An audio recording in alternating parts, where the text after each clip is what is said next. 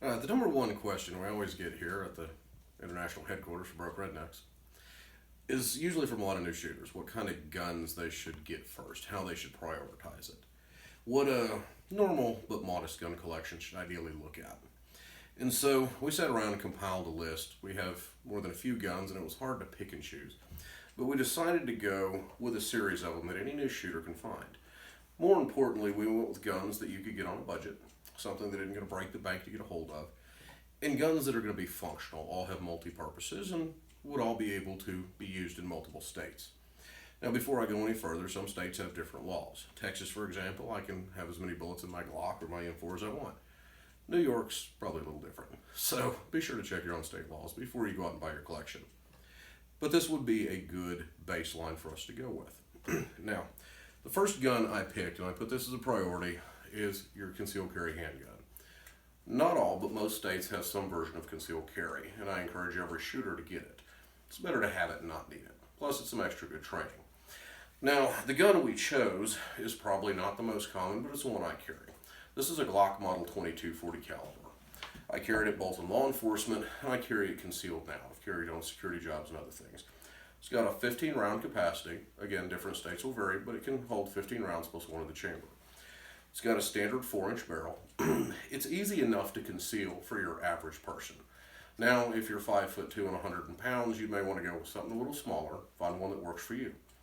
These things are going to average between $400 and $600, depending on where you live, what store you buy it from, is it new, used, that sort of thing.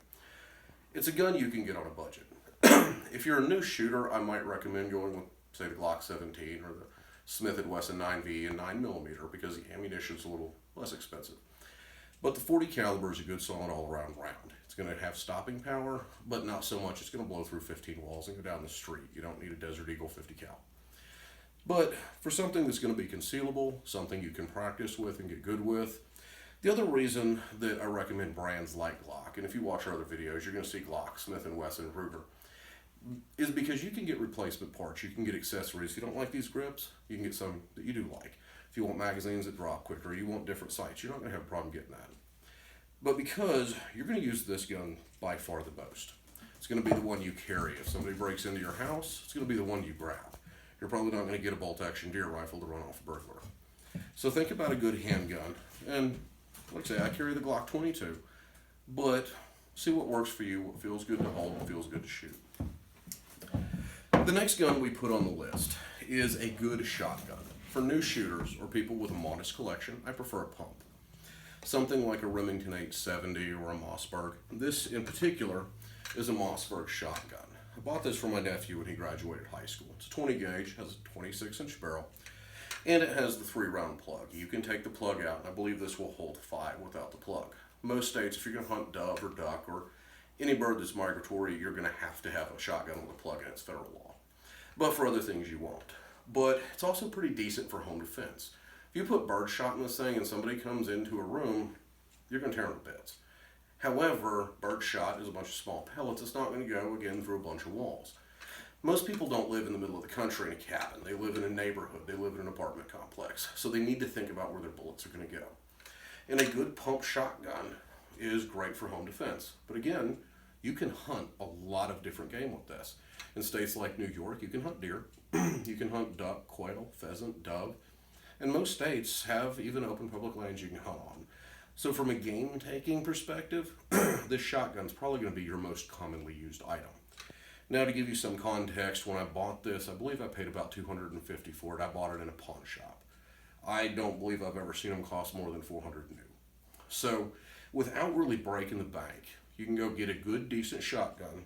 And again, I prefer a pump because the number one thing you want a gun for is not necessarily to use, but if you have to use it for home defense, to scare them away. Every burglar coming into your house knows what that sound is.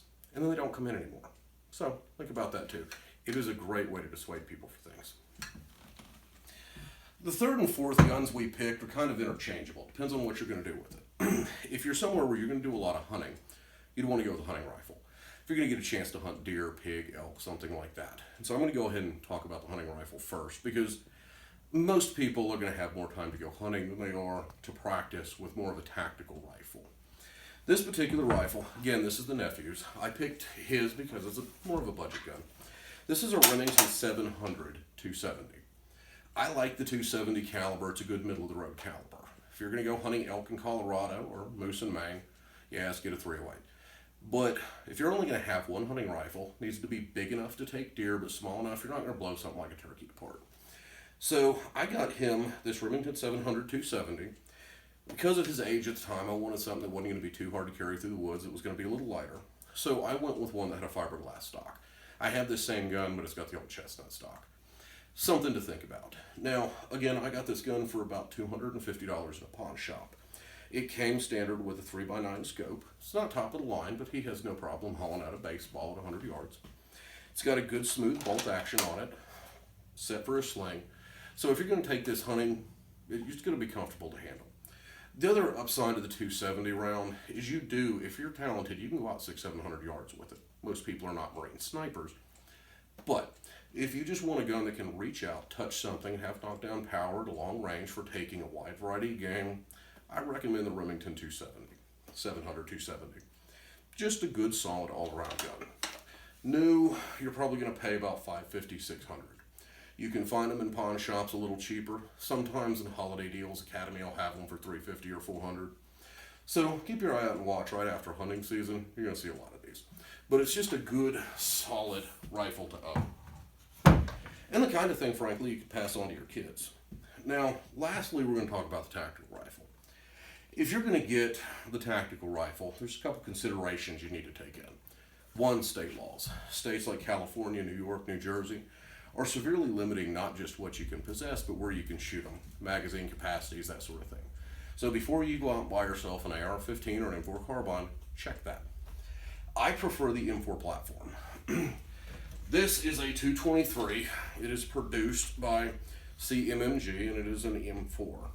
It has a red dot scope that I believe goes up to 9 power. Now, it's got a stock you can collapse. You can lengthen. The red dot scope you can turn on and off, and you can still use the scope for shorter power. Now, if you're going to get one of these, this is chambered in 223. They also commonly come in 308 or 7.62 by 5.9. Now, they do make a 7.62 by 3.9, which I really like. I just don't own one at the moment because they're hard to find. But the 223 round is the most common. Our military uses it, most law enforcement use it. The ammunition can be a little pricey because of that. So if you're going to get one, make sure to budget for some training. Make sure to budget for plenty of ammo to practice. You don't want to get a gun like this and not know what you're doing. You also want to have extra magazines, a good carrying case for it, that sort of thing, and a good solid scope. Now, the downside to this gun is you cannot legally hunt a lot of wild game with it.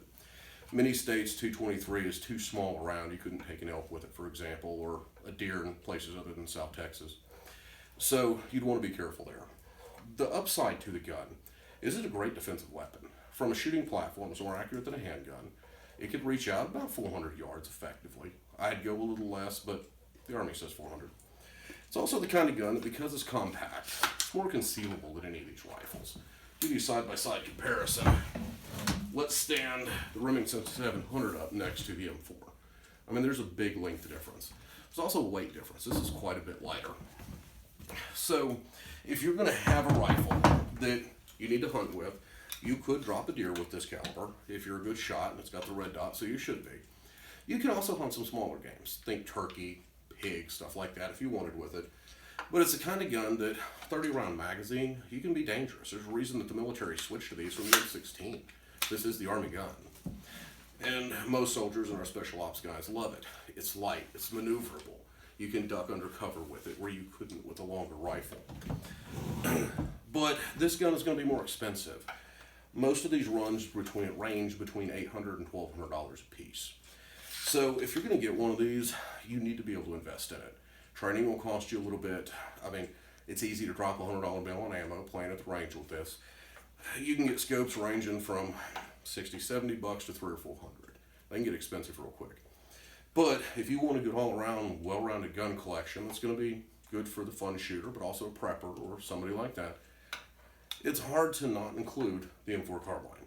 I prefer the M4 to the AR-15, but you can pick what you like. Now, that is what we would suggest for an all-around gun collection. Some of you may disagree or want something slightly different, but I would suggest you all take a look at something along these lines. Right.